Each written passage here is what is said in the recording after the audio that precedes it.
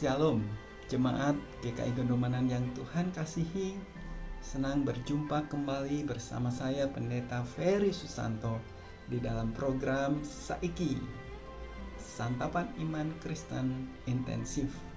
Saiki hadir bagi seluruh sahabat Gondomanan di dalam rangka kita bertumbuh bersama, menumbuhkan iman Kristen kita.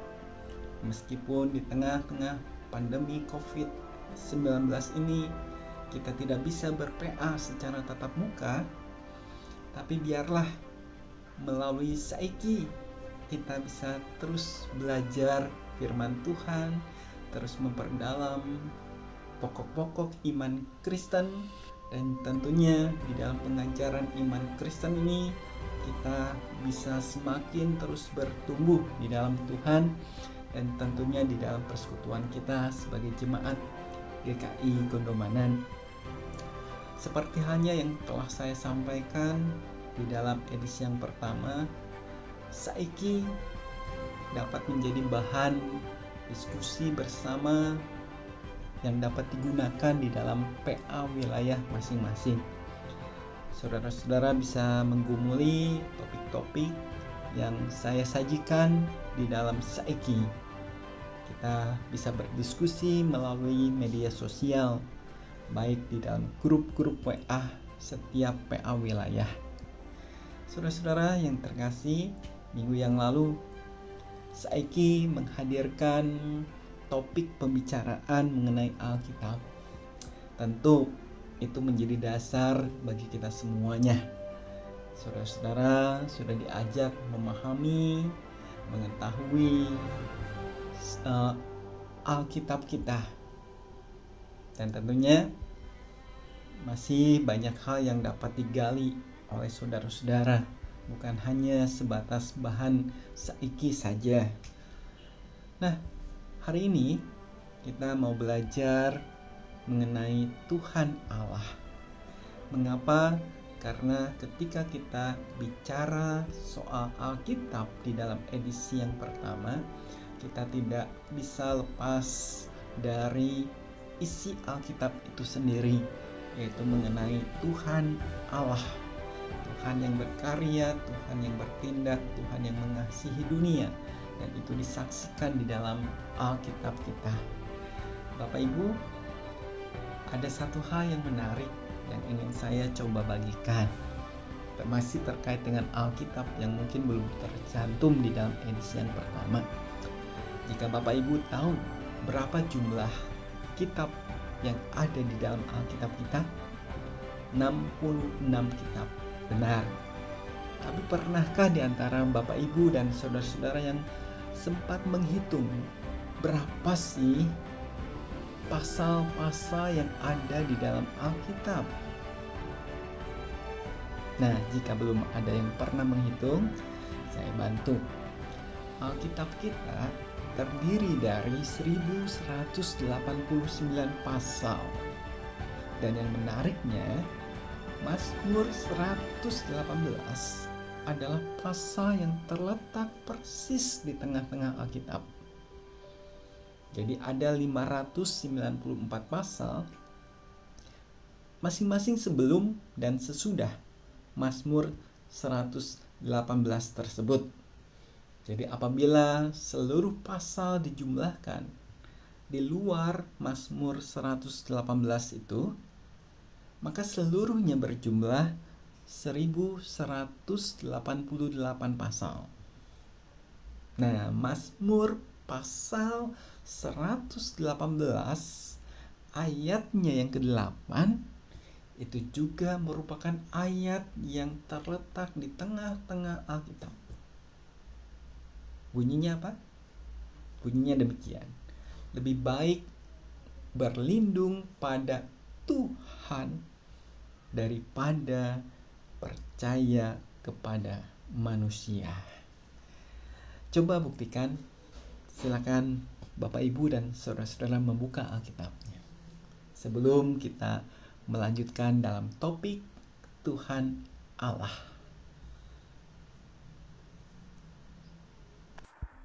Baiklah Bapak Ibu, Kita akan memasuki topik kita saat ini, Tuhan Allah.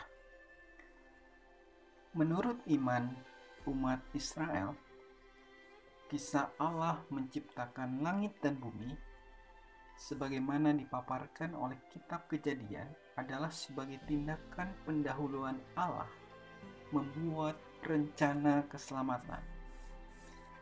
Sebab berita paling sentral di dalam kitab-kitab Pentateuch adalah penyelamatan Allah yang membebaskan umat Israel dari tanah Mesir.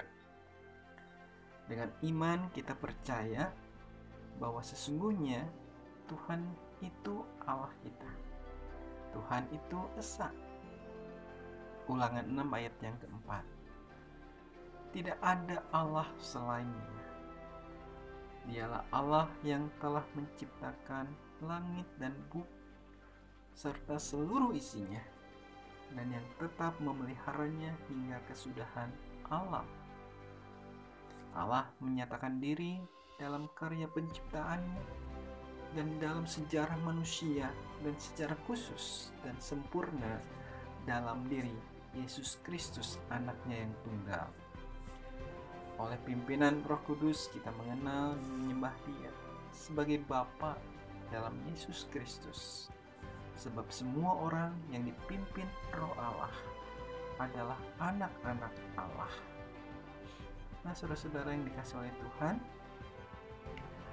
hal yang sama dapat kita perhatikan di dalam Roma pasalnya yang ke-8 ayat yang ke-14 sampai dengan ayat yang ke-15.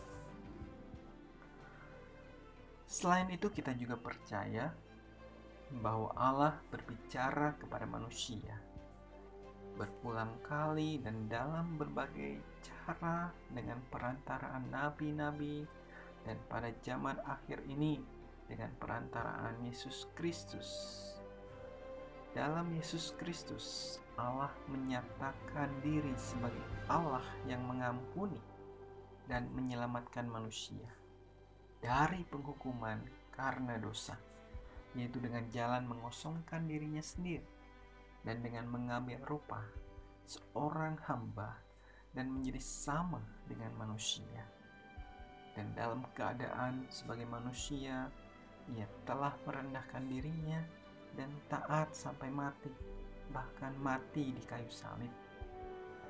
Itulah sebabnya Allah sangat meninggikan Dia dan mengaruniakan kepadanya nama di atas segala nama, supaya dalam nama Yesus bertekuk lutut segala yang ada di langit dan yang ada di bumi dan yang ada di bawah bumi, dan segala lidah mengaku Yesus Kristus adalah Tuhan, bagi kemuliaan Allah Bapa. Saudara-saudara, kita juga percaya bahwa Allah hadir dan tentunya bekerja di dalam dunia dan dalam gereja melalui Roh Kudus yang memerdekakan, membarui, membangun, mempersatukan, menguatkan, menertibkan, meneguhkan, serta memberi kuasa pada gereja untuk menjadi saksi, menginsafkan dunia akan dosa, kebenaran dan penghakiman, dan memimpin orang-orang percaya kepada seluruh kebenaran Allah. Karena itu, kita mengaku dan memuliakan serta menyaksikan Allah yang esa dan yang kekal, yaitu Allah Bapa, Anak, dan Roh Kudus, yang kita kenal sebagai Trinitas, yang akan dibahas tentunya panjang lebar di dalam edisi yang lain. Sekarang saya mengajak kita masuk dalam sesi diskusi. Ada 2 pertanyaan untuk coba kita sharingkan, kita diskusikan. Yang pertama, siapakah Allah menurut saudara? Yang kedua, bagaimanakah saudara menempatkan Allah di dalam kehidupan saudara? Selamat berdiskusi di dalam PA wilayah masing-masing. Semoga diskusi kita hari ini menambah wawasan, pengetahuan, dan bukan hanya itu, dapat juga lebih mengajak kita memahami pengenalan diri kita pada Tuhan dan menghadirkan Tuhan di dalam kehidupan kita. Itu jauh lebih penting.